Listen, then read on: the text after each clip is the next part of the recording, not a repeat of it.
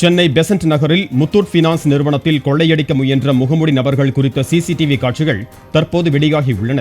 பெசன்ட் நகரில் உள்ள முத்தூட் பினான்ஸ் நிதி நிறுவன கிளையில் கடந்த வெள்ளிக்கிழமையன்று முகமூடியுடன் நுழைந்த 6 பேர் கொண்ட கும்பல் பெண் ஊழியர் ஒருவரின் 10 சவர நகையை பறித்தது. மேலாளர் சேகரிடம் லாக்கர் சாவியை கேட்ட அந்த மர்ம கும்பல் சாவியை தர மறுத்ததால் அவரை கத்தியால் குத்தியது. அங்கிருந்து அலாரம் ஒலிக்கப்பட்டதால் அதிர்ந்து போன முகமூடி கொள்ளையர்கள் தப்பி ஓடிவிட்டனர். பட்ட பகலில் அரங்கேறிய இந்த துணிகர கொள்ளை முயற்சி குறித்து போலீசார் 5 தனிப்படை அமைத்து விசாரணை நடத்தி வருகின்றனர்.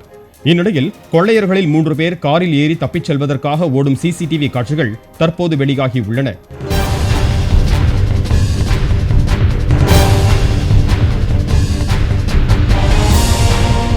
அருகே இருந்த பெட்ரோல் பங்கில் பொருத்தப்பட்டிருந்த சிசிடிவி கேமராவில் கிடைத்துள்ள இந்த காட்சிகளை கொண்டு கொள்ளையர்களை பிடிக்க தனிப்படை போலீசார் நடவடிக்கை எடுத்து வருகின்றனர்.